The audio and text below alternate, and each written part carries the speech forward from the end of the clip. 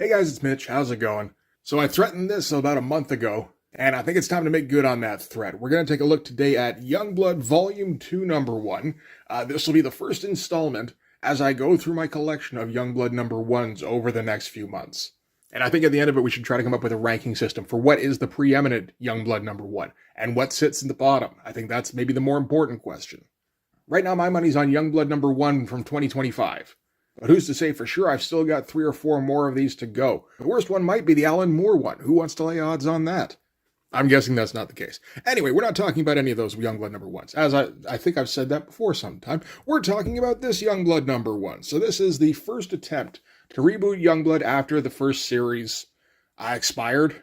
The first issue of that first series, of course, came out in April of 1992. The last issue, issue 10, came out in December of 1994. And nary a bit of story was found in between. That's not what these are for, right? Youngblood's always just been about splash pages, and double splash pages if Rob can manage it, particularly vertical double splash pages. Those are his favorite, not my favorite. So he drew 10 issues worth of splash pages and people screaming, and then let somebody else figure out a story to go on in Team Youngblood, all leading to Extreme Sacrifice, Rob's second big intercompany crossover. Intercompany being inside Extreme Studios. So now we're relaunching with a new look and kind of a new team. I think most of the people from the first Youngblood Number 1 are going to be in this, but we've added on to that since then. As you can see from the cover, oh yeah, there's no Chapel. I guess there wouldn't be, considering he turned into a giant demon and then they had to kill him. But we still got Shaft, we still got Die Hard, Vogue, Combat's here even. We got Badrock, and is there another one? No, the other one was Chapel. The flip side, we've got Cougar, we've got Riptide, Sentinel, we got a couple of the newer editions with, fucking Night Chapel, and Dutch, and Masada, and Battlestone.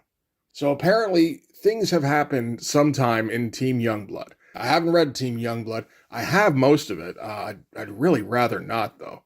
But apparently, Battlestone is kind of running the show, or he's kind of the attaché to Youngblood, where he's the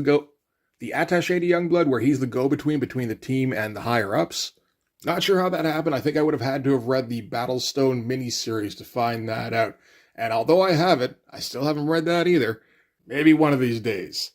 Feel free to leave me a comment telling me how much you'd like me to review Battlestone Number 1. If I get no comments, I'll assume nobody wants me to read Battlestone Number 1, and I will breathe a sigh of relief. So I suppose we should mention the art duties on this. This is going to be done by Roger Cruz. I think Roger Cruz, probably most famous for ripping off Joe Madureira as often as he could during the mid-90s. Which, I mean, I don't know how much I blame him for. From what I understand, it was pretty common practice at that time, considering Marvel was, kind of under the gun for trying to find artistic talent. For them to just take rookies and go, here, we've got this entire back catalog full of art. Trace off the images you like. I don't think they do that anymore, but most comics kind of look the same to me now, so I'm not sure how you tell. But this appears to be just before then. I think we may be starting to see hints of Roger Cruz starting to get influenced by Joe Mad in things like Cougar's Claws here, in the Open Mouths a little bit.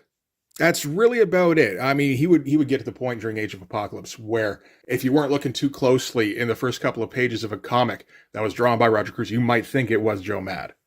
But overall, I'd say this is a pretty good wraparound cover. We've got a whole bunch of characters we have to fit in here, and he's going to throw them all in. It doesn't feel too cramped, I don't think. Not quite. Just kind of pushing up against the edge, really. But the figures look pretty good. They look kind of massive and heroic. There's a good amount of detail going on. Like this is Manga Boots Shaft, of course, or at least Roger Cruz's take on him. I think he's maybe simplified a little bit from when he first showed up. But, figure work all looks fine. The faces all look the same, but I mean, that's kind of to be expected, I think. I'm pretty sure Roger Cruz is probably around 23, 24 when he drew this. He's been drawing in North America a little while previous to this over at Marvel, but he's still pretty green. But yeah, like I said, good figures, good amount of blacks in the figures. He doesn't always remember to do that. There's at least a few times during the course of the comic where he just kind of forgets to do blacks altogether. I kind of get that, again, as a rookie mistake. But, everybody gets a reasonable amount of space, maybe except Die Hard and Masada. to stand there in kind of a cool pose. He even found a way to fit Badrock into the background without making him look like a complete afterthought. You know, Liefeld could never figure that shit out. All right, so... Okay, this is going to be written by Eric Stevenson. 1995, Eric Stevenson. I don't think we've really seen much of that just yet. I come to think of it, I think it's been a while since I've looked at an Extreme book. You know, I looked at a lot of the Extreme stuff up through Extreme Prejudice, and then, you know, kind of picking my shots a little bit more after that through Extreme Sacrifice. But aside from that, yeah, we haven't seen a whole lot, so let's see if Eric's picked up a couple of things. Penciler, as I said, Roger Cruz. Inker, Danny Meeke. Colorist, Christian Lichtner. He's the guy who had found Liquid. Letterer, Kurt Hathaway. And, of course, editor, Eric Stevenson again. Always a good time when you can edit your own writing. That's just efficient. All right, so we get a what has gone before here at the beginning. I don't know that this is really necessary. Most of the stuff they're going to go over in the course of the comic. I guess we can run through it real quick. Following the apparent death of Youngblood director Alexander Graves, the Youngblood program fell victim to government scrutiny with several congressional voice. That's what happens when you edit your own writing. Calling for the elimination of the entire department. In hopes of improving Youngblood's tarnished public image, Battlestone, the program's new director, took on a high-profile assignment to rescue kidnapped media mogul Robert Thomas. Hey, I know that hockey player. A team of Youngblood's finest agents, including team leader Shaft, were assembled to deal with the kidnappers, but things went terribly awry, and Thomas was inadvertently killed, with all fingers pointing toward Youngblood mainstay Dutch as the culprit. So I believe all of this would have happened in Team Youngblood. Usually when Dutch is involved, I think that's a Team Youngblood thing. The entire fiasco is captured on film, and Dutch is forced to flee for his life with teammates Nightsaber, Vogue, and Cougar dispatched to track him down. Worse still, Shaft is cited for misconduct, leading him and several other members to believe the entire assignment was actually a setup designed to destroy the team from within. Okie dokie. At the same time, a Catellan warship arrives in Earth's solar system with the intention of extraditing the fugitive combat to the Catellan... Oh, Christ, I can't read this. Throne World for that... What? Trial. Oh, for trial. A Youngblood team headed by Sentinel is sent to investigate, only to find that this single Catellan ship has been joined by an entire armada.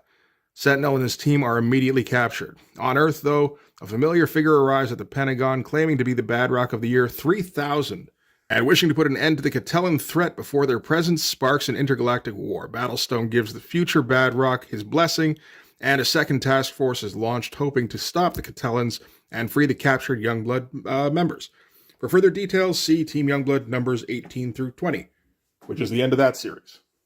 And throughout this, we're going to get a lot of these little asterisk boxes throughout saying, you know, go check out the end of Team Youngblood, go check out Badrock number 1, go check out Battlestone number 1. I'm not doing any of that shit. This is a picking it up off the rack situation, not knowing what I'm getting myself into and seeing if I can get an entertaining comic anyway. I mean, chances are low, but every once in a while, Image can surprise us. Even Rob Liefeld can surprise us. Yeah, maybe. So we start things out, as we said, at the Pentagon, where the Badrock of today, well, of 1995, shows up, and everybody's like, what the fuck are you doing here? Apparently, Badrock's been away having adventures on his own. As it says here, check out Badrock number 1. We might get to that one day. And now that he's back, everyone's like, shouldn't you be in space? And he's like, I have no friggin' idea what you're talking about. All right, from there, we're going to cut to, further inside where Badrock's going to run into Battlestone. We can talk about the art on the first, but there's nothing really to talk about on this. Is just a nothing intro page. But you don't want this to be the first page either. That doesn't really work too well. You know, that first one looked fine. Not much really to say between these two, just basically Badrock is weirded out that everybody is all mad at him for being on Earth. I guess that would be a little bit upsetting if everyone's just like, why are you here? Go to space already. I don't know what that voice is supposed to be. What the fuck was that? Anyway, better page, more fun anyway. Fairly easy to draw, not getting kind of like an isometric view. So not really going for actual perspective. We're kind of cheating a little bit on that. But hey, like I said, there's some good definition, like good shadows in the figures here. And this is the kind of thing I'm sure, would have sold easy on the secondary market, which I imagine Rob is telling everybody, just make splash pages. That's all anybody wants. Yeah, there's one of those Joe Mad figures. So yeah, I think he's definitely using that as an influence. I don't think it's at the point where he's outright stealing just yet. It's more the way anybody uses influences when they first get started out. Kind of the way Rob used Art Adams as an influence when he started out. Or, the way he was influenced to draw a Michael Golden figure in exactly the same pose, using pretty much the same lines. But whatever, we're not talking about Rob in this one. Rob doesn't have anything to do with this book. He did list himself as the creator, again, in case we forgot. And he gets a credit for plot assist, which, who even knows what that means? It probably means Eric Stevenson said, hey, can I keep doing the stuff I was doing in Team Youngblood? And Rob went, you betcha, bud. All right, anyway, from there we're cutting to the Catellan ship. Another big splash page. This is the Admiral Kirk. Of course it is. And yeah, just another splash. What? I guess we kind of need, because we're going to get a double page spread coming up, and that's quite a bit better, really. And we just don't have any story to fill in between. This is the kind of page that I would expect Eric Stevenson to go off on and just start spewing out backstory and exposition. Repeating himself 3, maybe 4 times over the course of the exposition because he doesn't have enough plot points to fall back on. He's not doing that yet. He will do it a little bit later on, but it feels like maybe he's starting to get that out of his repertoire a little bit. That'd be a surprise if he did. The splash itself, whatever. It's not a particularly good one, really. He's got better figures in here. He's got better figures he's stealing off of Joe Madden here. This might have been done as one of the first pages that he drew in the book because it kind of looks different from the rest of it, really. Maybe he just didn't find that particular pose to reference anything else from. Tech in the back, not too bad. A little bit Kirby-esque in some areas here. But he is filling the whole thing up. And I didn't see Richard Horry getting any kind of credit for tech assists. All right, so Admiral Kirk, like they said at the beginning, he showed up in Earth's solar system with an armada behind him, and he's a little bit confused as to why nobody is responding just yet. When all of a sudden, one of the Catellan cruisers blows up right in front of them. This is pretty great, really. We're getting a big double-page splash here. This is kind of what you want. This is the kind of thing that comics is good at. You can put whatever you want in a comic. It just depends on whether or not the artist feels up to just hunkering down and figuring some shit out. In a Rob Liefeld drawn book, that generally doesn't happen. But, hey, give Roger Cruz some credit because he's trying some stuff. It doesn't feel like he's 100% comfortable with here, but I think he's pulling it off. The explosions kind of look okay. There's a little bit of weirdness going on, but I do appreciate the effort in the splash. I like the Dutch angle. I like the shadows he's going for here, and just the overall concept for the piece. Yeah, that's a good one. Oh, we're gonna get the credits again. That seems a little bit pointless. Oh, this one has the title, Endings and Beginnings. That is crucial. So naturally, the bridge gets thrown into disarray. In the midst of the chaos, a Youngblood squad teleports onto the bridge here. So this is Badrock 3000 and Link and Die Hard 3, maybe? Because Die Hard 2 is also in this, in a different part of the ship. So we're going with multiple Die Hards here that, there's the main Die Hard, Robo-Man, whatever he is. And then his, cybernetic doubles, I guess. And yeah, Link's here and everything. Link didn't even get on the cover. Did anybody notice? I didn't notice. So anyway, Badrock addresses Admiral Kirk, because that's his name, remember? Admiral Kirk. Addresses him in Catellan and tells him he was behind the Catellan ship blowing up, because apparently this is how you get Catellan's attention. Catellans are essentially Klingons, so you have to start out with a show of force, I imagine.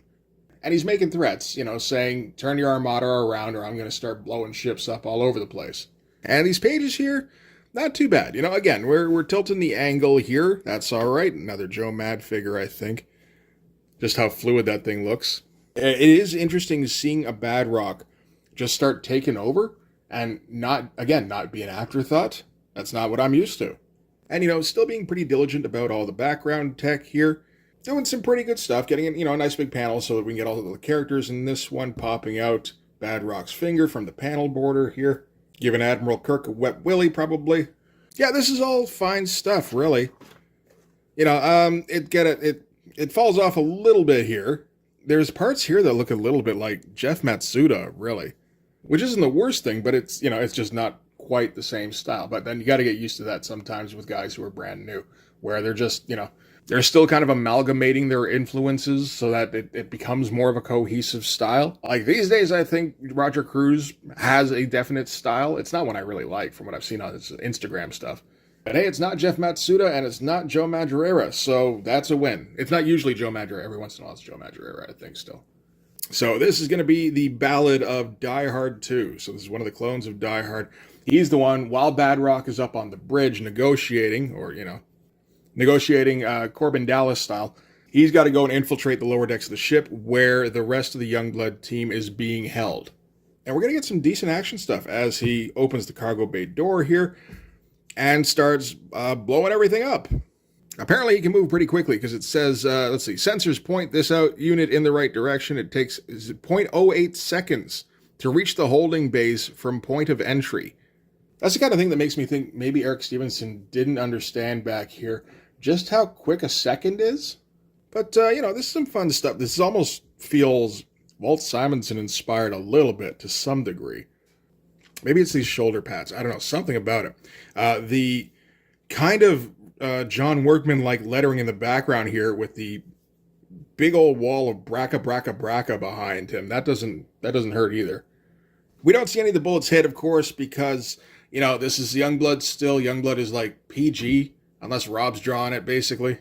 So we see, some shadows with some blood spatter, and then more of Die Hard 2 shooting. The shooting looks like fun anyway. And then apparently, it only took him 0.08 seconds to get from the door inside the cargo bay, but it took him a fair bit longer than that to realize that was where the Youngblood team was being held. That's okay. We get a pretty decent splash here, showing all of our Youngblood members in their very random space shackles. Even combat here, the way both of his arms aren't going in the same direction, it looks like the shackles keep moving his arms around. Maybe they're making him do the YMCA. But, Sentinel and Die Hard are in opposite directions here, so they can have a nice little chat. Masada apparently get put in the quiet corner, and Riptide just kind of got screwed over. You get the upside down cubicle. And then we get all these afterthought Catellans in here. They don't look particularly great. Even this guy here, who's kind of leading in like, I'm here too, brecka. But the splash itself, no, I do kind of like the splash. It comes to, you know what, this feels like a little bit of Uncanny X-Men 275. When the X-Men are trapped by Deathbird and they're all wrapped up in the tentacles. It has a little bit of that feel. Now, it's not exactly an original scene, but So Die Hard 2 still has to take it to the Catellans, but he's able to get a quick shot off to release Die Hard 1 first. So Die Hard 1 gets to do the bitch work of releasing all of his Youngblood co-workers, while Die Hard 2 gets to, look like a hero for a while. That said, we're not focusing on Die Hard 2's taut rear. So who really is the star of this book, right? But yeah, original Die Hard goes around. He's releasing all of his team members there. Yeah, while Die Hard 2 is just, killing all the Catellans. And he's still doing it. Apparently Die Hard 2 cannot be stopped. This almost looks like some early Chappie Ape stuff. There's a fair bit of wavering in the quality on this book. Could be that he thought he had a bit more time than he did at the beginning, and was going at a bit more of a leisurely pace. But this stuff here all feels a fair bit, I don't know, more controlled anyway. This stuff feels like it was rushed off. So I think probably he's working out a sequence, and this stuff he's having to go a little bit faster on, but it doesn't look too bad or anything, just the finish is a little off. Check out these back muscles versus these back muscles. These back muscles look quite a bit better. I mean, it helps that Christian Lichtner is, these back muscles are kind of all over the shop, and Christian Lichtner's just kind of having to make them look like something. These ones, not so much. Maybe that's the difference in Catellan physiology. That must be it. All right, so that's the rest of the Catellans in this particular room. So Youngblood now, they're free to roam around. Combat here is going to tell the rest of the Youngblood guys to fuck off back to Earth. I'm going to go talk to Admiral Kirk, and I'm going to surrender and maybe get him to leave. And Sentinel goes, no, that would end the conflict, and then we wouldn't have anything to put comics out about for a while. We'd be jumping into an installation again shortly after that. I've done my time jumping into installations. All right, from there, we're going to cut back to the Pentagon, apparently, where Shaft is talking to a supposedly normal person. Normal people dress like this. Normal people stand like this. Normal people have bulbous eyes like this. I assumed this was some kind of like alien-human hybrid or like fairy creature, but no, this is a doctor apparently. And apparently this is Sentinel's wife. And she's treating Brahma. That's Brahma in the background here. Apparently he showed up unconscious on her doorstep. Shaft bitches a little bit because Battlestone's in charge now. He won't let him do anything. And we get an extreme close-up on the bulbous eyes as Mrs. Sentinel warns Shaft that, what does she warn him? Based on what my husband has told me, Battlestone is not to be trusted. That was it, okay. Kind of a weird spread. Bit better finish on this stuff. You know, like this is a pretty good face that he wasn't really pulling off a couple of pages ago. Again, might have found a better panel to reference. And speaking of Battlestone, we're going to cut to different part of the Pentagon where Battlestone is just kind of hanging out in a control room somewhere. It doesn't really look like he knows what he's doing. You know, people around him are working, and he's just like, guys, you all have your jobs, right? You don't, I'm just like overseeing. That's what I do here. I'm not really equipped for command. You know, like I in brigade, we all just kind of hung out on the beach wearing ankle socks. It's a completely different vibe. So he gets himself a phone call.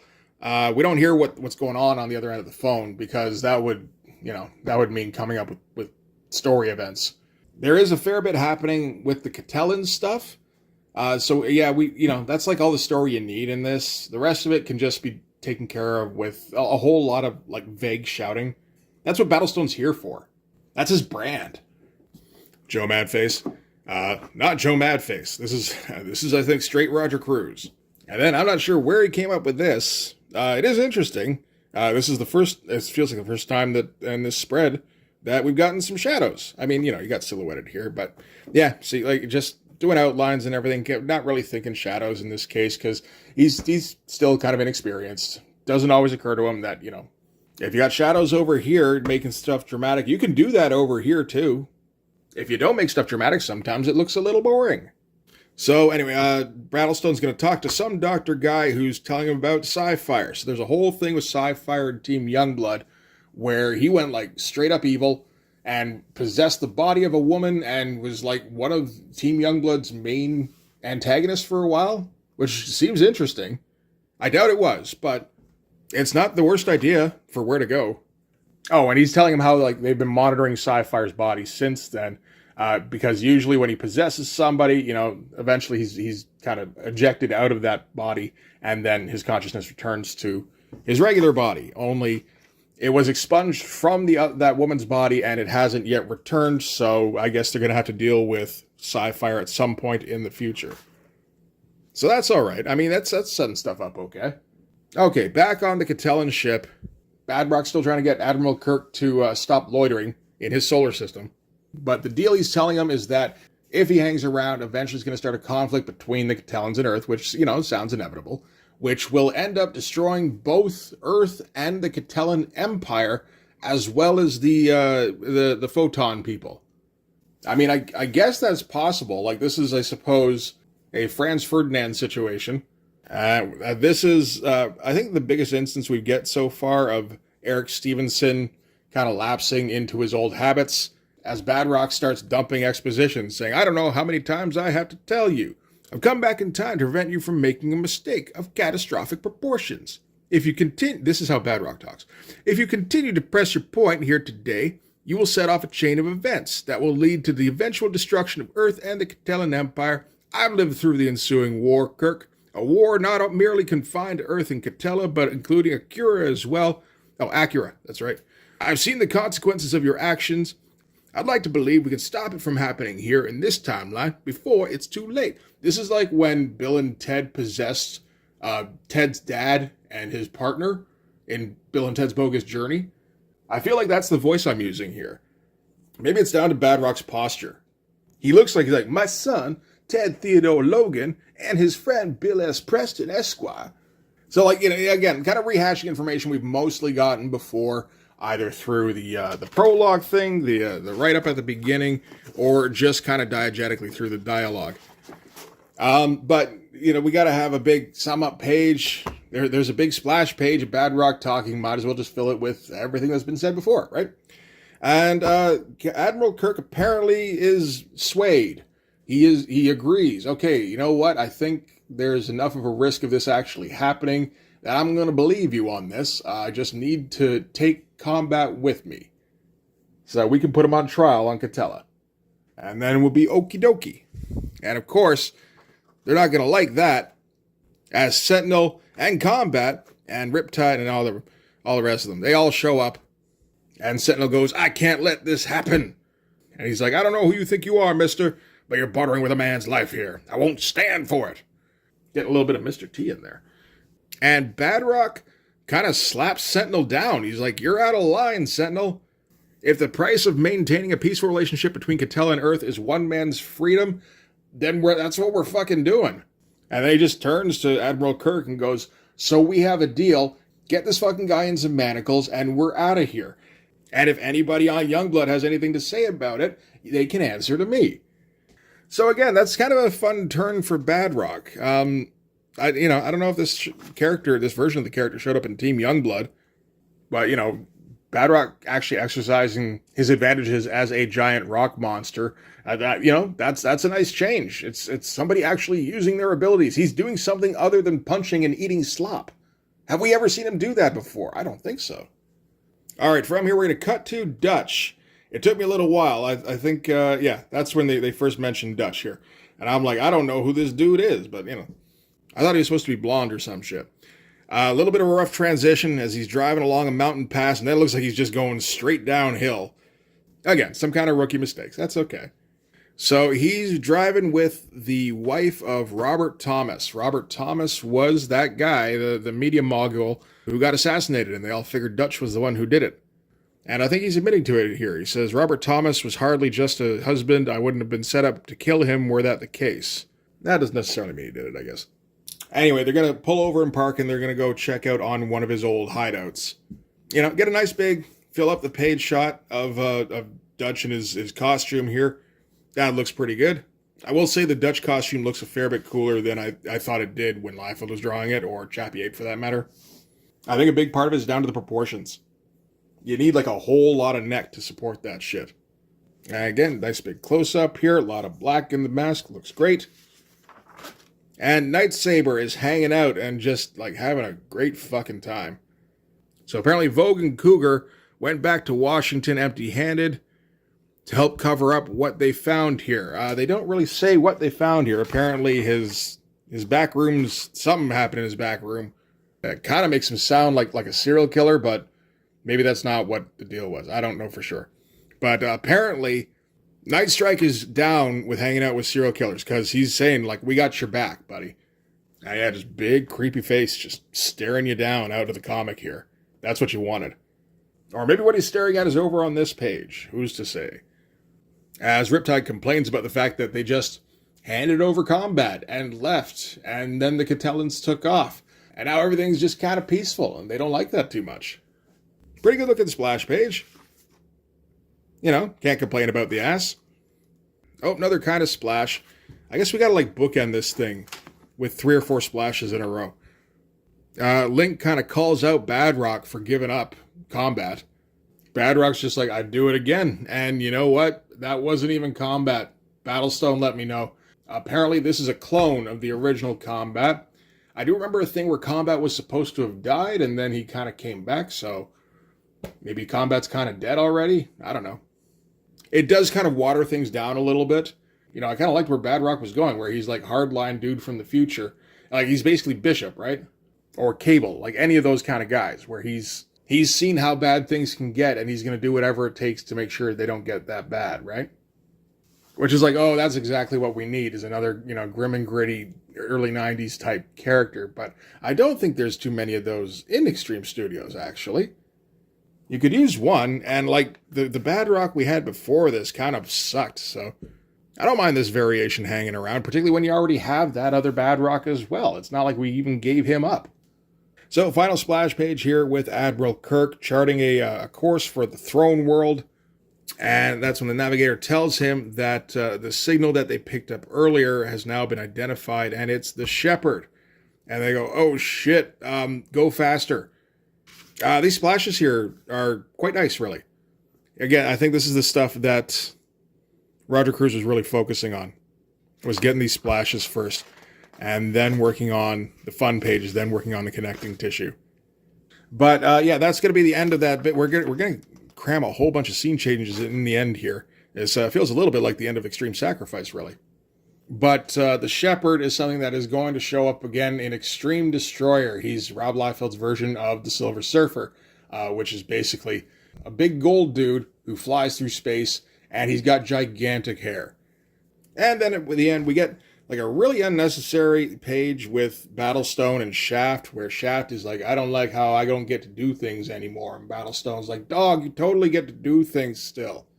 I don't even want you to go away, man. I don't know how to run this fucking place. And Shaft is like, well, that's too bad, because you're going to have to figure out how to run this place, because I'm going to be a whiny little bitch for the rest of this series. You know, we got to set up our bickering between our characters. I mean, particularly Battlestone and Shaft. There should be quite a bit of bickering, I would think. Not necessarily this kind of bickering. You know, like I'd figure that Battlestone would be he'd be the General Rancor character, where he'd be the unreasonable dude in charge. That's what he should be. And he's more like middle management busybody. It's a bit of a weird turn. I kind of miss the Battlestone who, like, refused help when they were fighting genocide in space and losing badly. But, you know, he couldn't take help because genocide still had to say his prayers. What happened to say your prayers, Battlestone? Maybe he said all his prayers. That's what this is. This is post-Enlightenment Battlestone. This is what you get for Enlightenment. You get to do paperwork for the rest of your life. Just get back to being an asshole. That's what everybody wants anyway. And an epilogue page where a dude finds a woman with horns, or maybe it's a statue of a woman with horns, wearing a shiny hat. Don't know what that's about. I think I'd have to find and read Youngblood number 2 to find out, and I'm not going to do that. Oh shit, we've adapted new men into new force. That is the natural progression, yeah. And this is drawn by Todd Knock. Todd Knock's looking a fair bit better than the last time I saw him. I haven't seen a whole lot of Todd Knock from this period. I think mostly on Supreme, and I think those Supreme guys were getting rushed pretty fucking fast. Oh, that's where I saw him on Extreme Sacrifice as well. And yeah, those pages weren't very good. This looks a fair bit better. At least he's kind of picked a style. He didn't really have that down yet. Also, the Combat miniseries. I have issue 1 of this. This is by Mark Pagerillo. That looks pretty good, really. I don't think the comic looks this good. Like, there's a couple of pages in it that look close to this good, but not a whole lot. But I think that might be worth a look through at some point. Oh, Evangeline is here from Maximum Press. So Maximum started up. That's cool. And this will soon be the only regular comic coming out that Rob Liefeld has a hand in. Apart from Supreme, I guess, but like he barely has a hand in that. Anyway, that is it for Youngblood Volume 2, Number 1. So I guess the question is, if you take Rob Liefeld out of the equation, does Youngblood get better? I think it kind of did. You know, the art's kind of inconsistent. Sometimes it's pretty good, sometimes not. But it has like way more story than I expected out of this, particularly given that we didn't hire any new writers. We're still sticking with Eric Stevenson as well, you know, like the scripter. But like multiple things happen. And it wasn't even like multiple things happened to one group. It was like a thing happened to this group. A thing happened to this group. It was very unexpected. I will say that. So yeah, anyway, Youngblood Volume 2 doesn't go for too long. Goes for 14 issues. From September 1995 till December 1996. I think I only missed a month or 2 in there. That's not too bad. Roger Cruz only draws an issue or 2 of this. I think the first 2. And then Todd Knock takes over this as well. So Todd Knock's a busy guy. Roger Cruz would go on to draw Brigade after this, and then some kind of Evangeline Glory team up. There were a few of those. Before going back to Marvel, going back to what made his name, ripping off Joe Madureira. And being like one of the big artists on Age of Apocalypse. You know, anyway, I hope he got a good payday for that. He did the work on that. Or, copied somebody else who did the work anyway. So anyway, that is going to do it for this Youngblood number 1. Next one we're going to look at will be the Alan Moore, Steve Scrose version of Youngblood number 1. I think that'll probably be a fair bit better, at least in terms of story. Steve Scrose's penciling often feels weird to me, but he is a skilled artist, and I think that'll probably end up looking all right. So we can look forward to that. But for this one anyway, that is going to do it. Thanks very much for watching, guys. If you like this video, please hit the like button. It helps with all the algorithm stuff. If you want to see more, hit subscribe. If you really want to help out, in the description, there's my link tree. And you can follow that to my Patreon. If you subscribe there, that gives you access to everything I do. So all sorts of videos, all sorts of Blood Force comics.